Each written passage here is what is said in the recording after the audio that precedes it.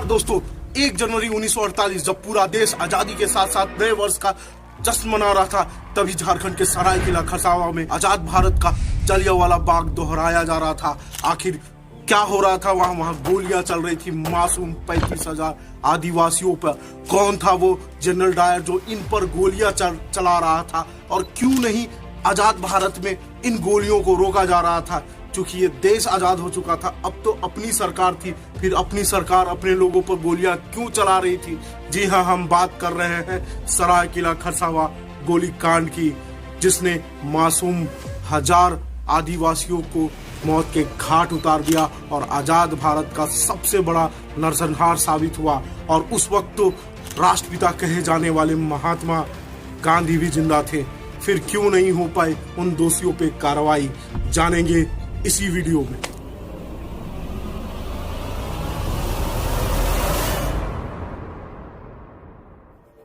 बढ़ाना है झारखंड को तो करे हमारे चैनल को सब्सक्राइब। ये आपके लिए फ्री भी है और आसान भी है, लेकिन इससे हमारी पूरी टीम को एक इंस्पिरेशन मिलती है, तभी तो हम हर एक बुधवार और शनिवार को आपके स्क्रीन तक पहुंच पाते हैं। और अब हम हर सोमवार को आएंगे जेपीएससी के स्टूडेंट और जेएसएससी के स्टूडेंट के लिए झारखंड की हिस्ट्री लेकर। इंडिया इंडिपेंडेंट एक्ट 1947 के पार्ट 7C के तहत भारत में रियासतों का विलय हो रहा था, और इस विलय के सूत्रधार थे भारत के सबसे मजबूत होम मिनिस्टर सरदार वल्लभ भाई पटेल और भारत के सबसे मजबूत और होनहार प्रधानमंत्री पंडित जवाहरलाल नेहरू। इनके होने के बावजूद भी सरायकेला खरसावां का विलय एक नरसंहार का पृष्ठभूमि बन गया था।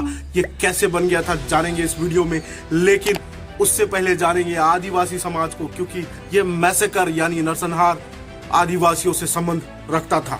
दरअसल आदिवासी समाज स्वशासन व्यवस्था पर भरोसा करता है, यानी विश्वास रखता है। और आप अगर जेएसएससी जेपीएससी की तैयारी कर रहे हैं तो आपको पता ही होगा कि मुंडा शासन व्यवस्था क्या होती है। ये आदिवासी समूह खुद में शासन करते हैं और किसी और पर भरोसा नहीं करते हैं।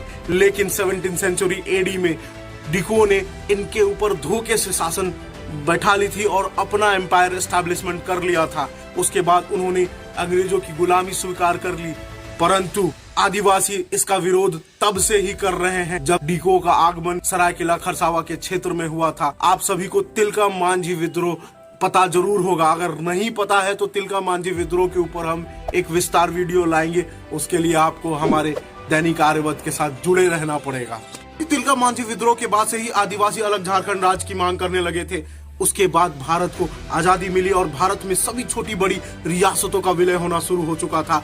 और सरदार वल्लभ भाई पटेल ने एक फॉर्मूला तैयार किया था, जिसमें हर एक रियासत को साइज के अनुसार कैटेगरी में बांटा गया था, ABC के तहत।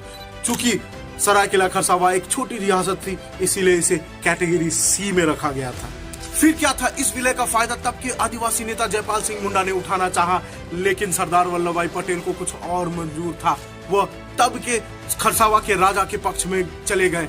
खरसावां के राजा को तो उड़ीसा में विलय होना था, इसीलिए सारी प्रक्रिया पूरी कर ली गई थी, बस आखिरी सेटलमेंट बाकी था।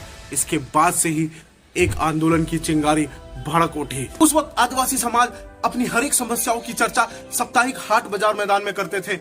इसी क्रम में तय हुआ कि सरायकेला खरसावां के हाट बाजार मैदान में एक सभा रखी जाए, जिसमें इस विलय का विरोध होना तय था। लेकिन मानो उड़ीसा सरकार को ये बात पहले से पता चल गई, इसीलिए तो 2 हफ्ते पूर्व ही उड़ीसा सरकार ने सरायकेला खरसावां के हाट बाजार मैदान को छावनी में तब्दील कर दिया था। जैसे ही आदिवासी समाज को इस हाट बाजार के सभा के बारे में पता चला, तो वो रांची, हजारीबाग, रामगढ़ और सरायकेला समेत कई जगहों से इस खरसावां मैदान के लिए निकल पड़े। और उस वक्त जब भी आदिवासी समाज किसी भी सभा में जाता था तो अपनी ट्रेडिशनल विपेन के साथ जाता था, और वो रास्ते भर तब के उड़ीसा के सीएम पाणी के खिलाफ नारे लगाते हुए जा रहे थे। शुरुआत में तो यह सभा एक शांतिपूर्ण आंदोलन लग रहा था, लेकिन तभी खबर आती है कि आदिवासी नेता जयपाल सिंह मुंडा इस सभा में नहीं पहुंचेंगे। फिर क्या था, अफवाहों का बाजार गर्म हुआ और ना जाने किस बात को लेकर आदिवासियों की झड़प उड़ीसा मिलिट्री पुलिस से हो गई, और फिर पता नहीं किसने उन पुलिस बलों को गोली चलाने का आदेश दे दिया। फिर क्या था, फिर शुरू हुआ अहमानियत का नंगा नाच और ताबड़तोड़ गोलियां चली और कई आदिवासी इसमें मारे गए। कहा जाता है कि तब की उड़ीसा पुलिस ने अपने इस जघन्य अपराध को छिपाने के लिए कई लाशों को या तो दफना दिया था या तो जंगल में फेंक दिया था ताकि बाघ खा ले, या फिर नदी में फेंक दिया था। तभी तो कई न्यूज़पेपर में यह छपा था कि सिर्फ 35 आदिवासी मारे गए हैं और आज तक सिर्फ 2 परिवारों को इस कांड के लिए मुआवजा राशि मिली है। ये कैसी जांच बैठाई गई थी उस वक्त, और ये तब हुआ जब देश में राष्ट्र समर्पित नेता शासन कर रहे थे। ये कैसी संवेदना थी इन नेताओं की कि उन्होंने इस कांड के बाद इन आदिवासियों का ठीक से सुध तक नहीं लिया।